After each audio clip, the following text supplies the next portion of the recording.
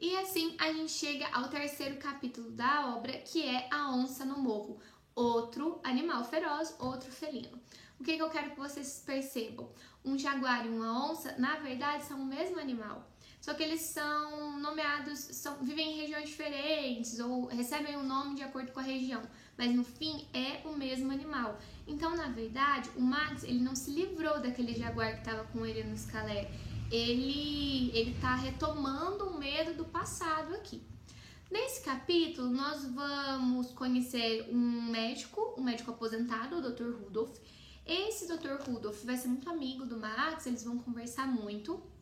Aqui nesse trecho da obra, a gente percebe também mobilização de outras áreas do conhecimento. Então, vamos mencionar a psicologia, é um trecho da obra que fala sobre o Freud. Depois, se vocês tiverem curiosidade, pesquisem quem foi, sobre o que esse psicanalista falou.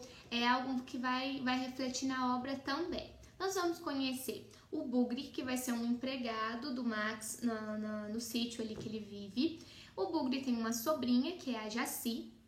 A Jaci é de origem indígena. E a Jaci e o Max vão se envolver, vão ter uma filha, que é a Hilde.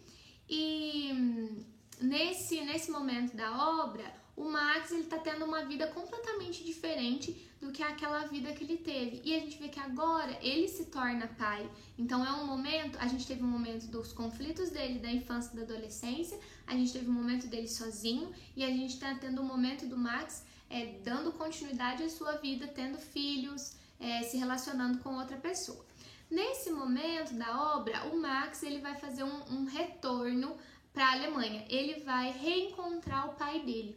Quando o Max volta para a Alemanha, vê todo aquele cenário de guerra, aquela situação triste de destruição, descobre que a mãe já morreu, ele vai ter um encontro com o pai que já está muito debilitado. E em algum momento o pai diz a ele: solte os tigres. É uma frase muito enigmática na obra, é enigmática para o Max e para a gente também. O que será que o pai dele queria dizer com esse solte os tigres? Também gostaria que vocês pensassem muito sobre isso. Ele vai ver a Frida também, e a Frida tá com um medalhão, que seria um medalhão com a foto do marido dela, aquele marido que já amedrontou o Max no começo da história, né? Que quando o Max ele tá se envolvendo com a Frida mesmo ela sendo casada. Então a gente tem alguma coisa do passado ali voltando para a vida do Max. Quando o Max volta para o Brasil, ele tem um vizinho, ele descobre ali um vizinho, que é o George Backhouse, e esse vizinho, ele vai gerar alguns problemas para o Max. É muito legal a gente observar que o vizinho do Max tem cães. Então, olha, um animal oposto ao felino, tá vendo? Isso vai ser relevante. Esses cães vão entrar num embate com o Max. E nós vamos perceber que o Max vai ter um conflito com esse vizinho, que não vai terminar nada bem.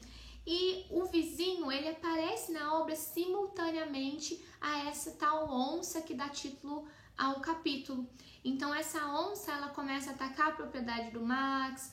Em algum momento a gente começa a levantar a hipótese que a própria filha do Max foi vítima desse animal ou de algo parecido, mas a onça ela nunca aparece nitidamente, a gente não vê exatamente a onça. É o mesmo caso do vizinho. O Max começa a levantar várias hipóteses sobre esse vizinho, o que esse vizinho está fazendo, quem ele é na verdade, será que ele é o marido da Frida, será que ele é mesmo alguém do passado do Max que voltou a persegui-lo, mas a gente não tem nenhuma definição. Mesmo após o fim trágico que esse vizinho vai ter, a gente não tem uma resposta do que é exatamente. Entra aí a nossa imaginação e as nossas possíveis interpretações. Bom, esse capítulo ele é o último do livro e ele encerra a obra com mais animais, com mais felinos. Então nós vamos descobrir que o Max, ele no fim da vida, começa a criar gatos de raça. E olha, o gato é o felino que foi amansado pelo homem. Então, o Max, ele se apodera dos felinos, agora ele é o dono. É a primeira vez na obra que o Max é o dono do animal, que ele está no controle. E quando o Max morre, no túmulo dele vai aparecer, né, escrito, estou em paz com os meus felinos. Então, o que será que é isso? O Max, os felinos representam muitas coisas na vida do Max, muitas coisas com as quais o Max teve que lidar, mas no fim da vida ele termina em paz com todos esses felinos. Então, de novo, cabe a gente pensar, o que será que isso significa? O que será que significa estar em paz com esses felinos, ter amansado, ter lidado com esses felinos? Bom, então a história é uma narrativa da vida do Max, que vai contar desde seu nascimento lá na Alemanha, a sua infância, a sua juventude, os seus relacionamentos, o problema que ele teve no naufrágio, a chegada ao Brasil, o que ele enfrenta no Brasil, as pessoas que ele conhece aqui, os novos relacionamentos que ele tem, a volta dele para a Alemanha para retomar o passado, os novos conflitos que aparecem na vida adulta e o seu final.